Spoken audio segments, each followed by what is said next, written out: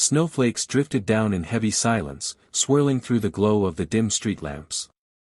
Lily quickened her pace, her thin frame shivering inside a faded, threadbare coat that had long lost its warmth. The cold seemed to cut through her like tiny shards of glass, making each breath a cloud of mist in the frigid night air. It was late, too late for anyone to be out in this weather, and she longed for the small comfort of her drafty apartment. Her worn shoes crunched against the icy pavement as she passed a row of shuttered shops, their windows frosted over. That's when she noticed him. On a wooden bench, barely illuminated by the flickering light above, sat a little boy. He couldn't have been more than 6 or 7. His knees were drawn up to his chest, thin arms wrapped tightly around himself, as if he were trying to disappear inside the thin t-shirt that clung to him. His small body trembled uncontrollably. Lily slowed, her heartbeat quickening for reasons she couldn't name. In the harsh winter air, the boy's lips were tinged blue, his cheeks pale against the shadows. But it was his eyes, wide, glassy, and filled with tears, that made her stop in her tracks. There was fear there, yes, but also a silent plea, a quiet cry for someone, anyone, to notice him. The cold gnawed at her bones, urging her to keep walking.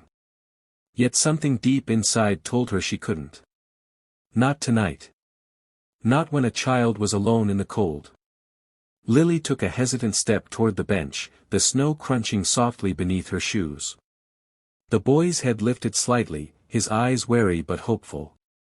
She knelt beside him, lowering her voice as though afraid to startle him. "Hey, sweetheart, where are your parents?" she asked. His small shoulders trembled as he shook his head, unable to speak at first. When his voice finally emerged, it was barely a whisper. I don't know." The words hung in the cold air, heavier than the snow falling around them. Lily felt her chest tighten. She could see it now. His fingers, red and raw from the cold, his breath coming in sharp little gasps. She knew the ache of winter without warmth, she'd lived it. Without another thought, she began unbuttoning her coat, the only shield she had against the biting wind. The cold hit her instantly, like a slap, but she ignored it. "Here," she said gently, slipping the coat around his small frame. It swallowed him whole, the sleeves dangling past his hands, but almost immediately, his shivering eased. His eyes widened in surprise, as though he couldn't believe someone would give away something so precious in this freezing night. "You need this more than I do," Lily said, forcing a small smile despite the sting of the wind against her now exposed arms. She stood and held out her hand. "Let's get you somewhere safe." Together, they made their way through the falling snow toward the faint glow of the police station sign. The warmth of the police station hit them like a wave as they stepped inside, melting the snow from their hair and clothes. An officer behind the front desk looked up in surprise at the sight of the little boy bundled in a coat far too big for him. Lily guided him forward, her hand resting gently on his shoulder. "This boy was alone outside," she explained softly. "I found him on a bench." The officer's expression shifted from surprise to concern. He came around the desk, kneeling so he could meet the boy's eyes. "Hey, buddy. What's your name?" The boy glanced at Lily as if seeking permission to speak. "Ethan," he murmured. The officer smiled reassuringly and guided him toward a waiting area where another staff member offered him a blanket and a cup of warm cocoa. As they began asking Ethan gentle questions about where he'd last seen his parents, Lily stepped back. She could see him trying to explain between sips of cocoa, his small voice carrying across the room, She gave me her coat." A strange warmth filled her chest, but she didn't want attention. Her shift had already gone late, and now the cold was sinking deep into her bones. Quietly, before anyone could stop her, she slipped toward the door. Outside, the wind bit at her arms and fingers, but she wrapped them around herself and kept walking into the snowy night. Her body was freezing, but inside, she felt an unexplainable warmth that no winter could take away. Ethan's small hands clung tightly to the cocoa cup as the police officers worked quickly to trace his family. Minutes felt like hours until the glass doors swung open, letting in a rush of cold air, and a man who looked like he'd been running through the night. His tailored coat was dusted with snow, his hair disheveled, and his eyes wild with worry. Ethan.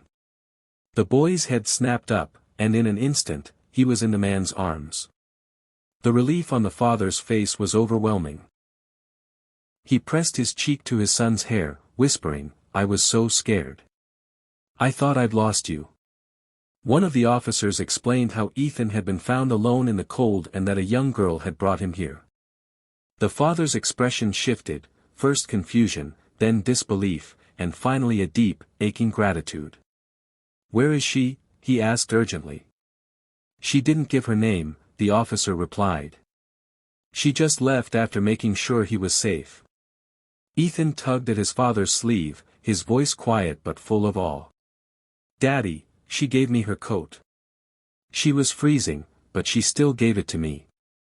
The man swallowed hard, his jaw tightening. He was a man accustomed to solving problems with money, but this was different. This was kindness that couldn't be bought. "Then we have to find her," he said firmly, looking toward the door as if hoping she might still be out there in the snow. "I need to thank her, properly." The next evening, Lily sat in her tiny apartment, curled under a thin blanket as the wind howled outside. She was nursing a cup of weak tea when a firm knock echoed through the door. Startled, she set the cup down and opened it to find a man standing in the hallway, tall and imposing in a fine wool coat. Beside him, a familiar little boy smiled shyly, still wrapped in her oversized coat. Before she could speak, Ethan ran forward and hugged her tightly. "This is her, Daddy," he said, his small voice bright with excitement. The man stepped closer, his eyes softening as he looked at her. "I'm Ethan's father," he said. "I don't know how to thank you for what you did." "It was nothing," Lily murmured, embarrassed. "I just didn't want him to be cold." "Nothing," the man repeated, his voice catching slightly. "You gave my son warmth when you had so little yourself." "That's not nothing, that's everything." He reached into his coat pocket and handed her an envelope, explaining that inside was a scholarship for her education and an offer for part-time work at one of his companies. Lily's eyes widened, the weight of his words and gesture settling over her. She had expected nothing, yet here was a door she never imagined opening. As Ethan beamed up at her, she realized her small act of kindness had set something greater in motion. Sometimes, she thought, the coldest nights bring the warmest miracles.